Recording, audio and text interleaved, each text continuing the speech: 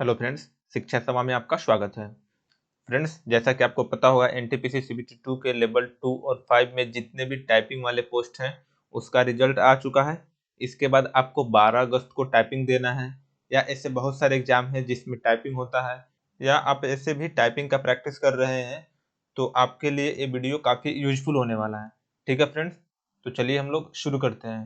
तो फ्रेंड्स, इस वीडियो में हम लोग बात करेंगे कि अपने टाइपिंग की स्पीड को कैसे इंक्रीज करें और इंक्रीज करने के साथ साथ अपने एक्यूरेसी को कैसे मेंटेन रखना है।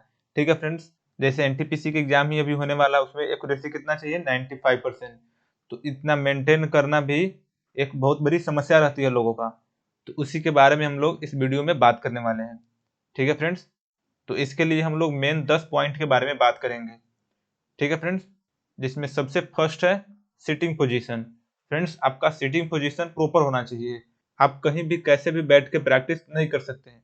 इससे आपका ना तो टाइपिंग स्पीड बढ़ेगा और ना ही उससे कोई फायदा होने वाला आपको। ठीक है फ्रेंड्स, तो आप एक टेबल पे अपने लैपटॉप या फोन को रख के और कुर्सी पे प्रॉपर तरीका से बैठकर अपने टाइपिंग का प्रैक्टिस कीजिए। ठीक है फ्रेंड्स, अगर हम दूसरे पॉइंट की बात करें तो फिंगर पोजीशन। फ्रेंड्स, आपका फिंगर पोजीशन पता होना चाहिए कि किस फिंगर से कौन से कीज को प्रेस करना है। ठीक है, नहीं तो अगर आपका किसी फिंगर से किसी की को प्रेस करने लगेंगे तो इससे आपका टाइपिंग का स्पीड नहीं बढ़ने वाला है। ठीक है फ्रेंड्स, तो ये आपको पता होना चाहिए कि किस फिंगर से किस कीज को प्रेस करना है। तो फ्रेंड्स, ये तो थी बेसिक बातें। तो चलिए हम लोग देखते हैं तीसरा पॉइंट। तो तीसरा पॉइंट है बोल बोल कर टाइप करना है। जैसे फ्रेंड्स, मान लीजिए यहाँ पे लिखा हुआ है फ्रेंड, तो फ्रेंड को टाइप करते वक्त मन में उसको बोलते रहिए FRIEND, ऐसे बोल बोल कर प्रैक्टिस कीजिएगा। इससे आपका गलत होने का चांस कम हो जाएगा। ठीक है फ्रेंड्स, जैसे आप बोलिएगा ना तो उसी के अनुसार आपका माइंड आपके हाथ को इंस्ट्रक्शन देगा और उसी की तरह काम करेगा। ठीक है, तो धीरे धीरे ही लेकिन बोल बोल कर ही टाइप कीजिए। ठीक है, और फ्रेंड्स चौथा पॉइंट के बारे में बात करें तो इसमें है कीबोर्ड की तरफ नहीं देखना है।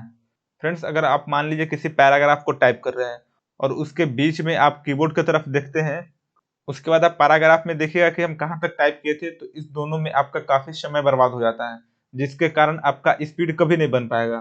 ठीक है, तो टाइपिंग करते वक्त आपका ध्यान सिर्फ स्क्रीन की तरफ होना चाहिए और किस वर्ड को टाइप कर रहे हैं उस पर होना चाहिए, और सिर्फ आपका हाथ कीबोर्ड पे होना चाहिए।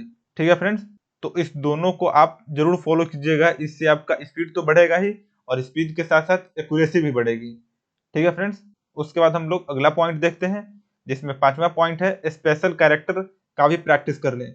जैसे क्वेश्चन मार्क या डैश और उसके साथ साथ न्यूमेरिक नंबर 1 2 3 से लेकर 0 तक, और शिफ्ट के साथ एक को प्रेस करते हैं तो उसके लिए कौन सा कैरेक्टर है वो भी आपको पता होना चाहिए। जैसे 2 के साथ है @ 3 के साथ है हैश, 7 के साथ है एंड। तो ये सब आपको पता होना चाहिए ताकि अगर बीच में कोई स्पेशल कैरेक्टर आता है तो आपको कीबोर्ड की तरफ देखना ना पड़े। नहीं तो अगर एक बार आप कीबोर्ड की तरफ देख लीजिएगा उसके बाद अगर आप फिर टाइपिंग करने जाइएगा तो आपका तो कुछ समय निकल जाएगा पैराग्राफ देखने में ही कि हम कहाँ तक टाइप किए थे। तो उससे बेटर है कि आप न्यूमेरिक नंबर के साथ साथ स्पेशल कैरेक्टर का भी प्रैक्टिस थोड़ा कर लीजिए।